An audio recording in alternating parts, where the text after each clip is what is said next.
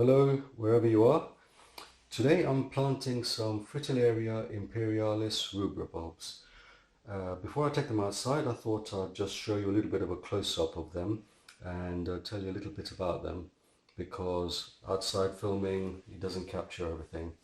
Now this is part of the lily family. You can see there are scales on the bulb, but they are very tightly compacted and they don't really fall off like they do in a normal lily bulb. This hole here is where the old stem was, and now that's gone and we've got new growth just starting here. You can see that this is ready to plant and the roots are growing away really nicely. Now, if you've not grown this bulb before or this plant before, I thoroughly recommend it. It's a fantastic bulb. It's an absolute showstopper in the garden. Underneath there will be glossy green leaves from which a long stem will grow, on top of which there'll be more glossy leaves at the top, and from that there will flow some really lovely red, orange, bell-like flowers. But it's an absolute showstopper. Now, I bought these bulbs from a shop called Wilko here in England, and I'm extremely happy with the quality of the bulb. So if you're going to buy bulbs, make sure you buy them from a reputable retailer or a reputable online retailer. Now, there are two reasons for this. Firstly, you're likely to get good quality bulbs which have been stored correctly, and secondly, if you do have a problem, you can send them back. I guess the other thing is that you know you will get what you pay for. So if you're buying a particular variety, you know that's the variety you get. I bought these bulbs before from other sellers on eBay, for example, and I've been a bit dubious about the plant that I've got and whether it actually matches the variety that I actually purchased. So for my own comfort now, I only purchase from reputable retailers. Now, when you plant these bulbs, you can plant them just like this.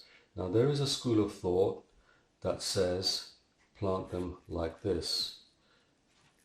Now, the reason being is that this plant is susceptible to rot.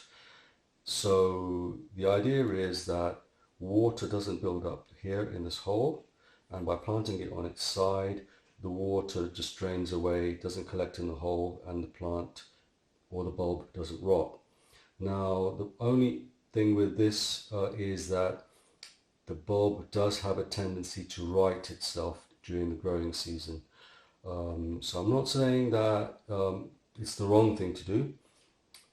It might buy you some time, but the jury's out on that. I think it's really hard to tell, but if you do really want to give yourself a little bit of extra insurance, you can plant it on its side like that. The shoots will go up, the roots will go down. You won't do the bulb any harm, and it's up to you really what you want to do. So without further ado, let's go in the garden and plant up. Okay, so here's my pot. In case you're wondering, it's 40 centimeters high and has a diameter of 30 centimeters. About the first 2 inches from the bottom is full of coarse gravel. This is for drainage, and I've got a good quality free draining compost, probably about so much, and I'm going to plant the bulbs on top, and there's going to be about 3 to 4 centimeters of good quality compost again on top of the bulbs.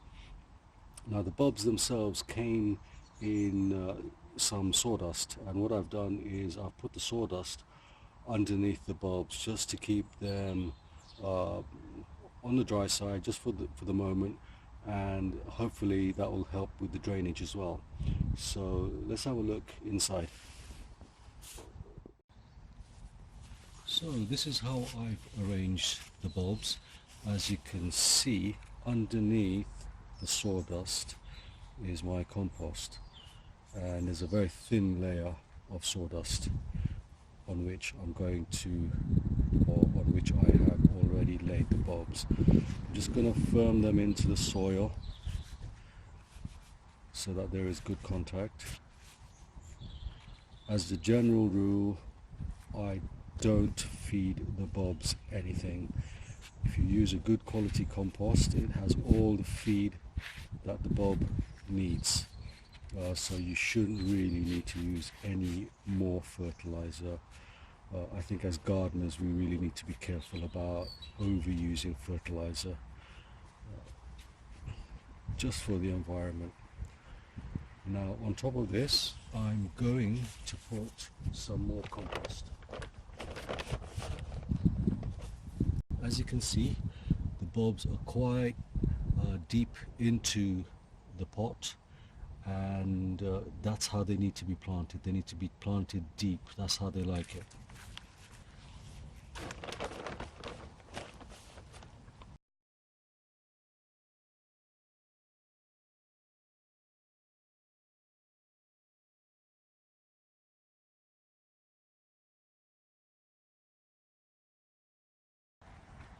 So we're done.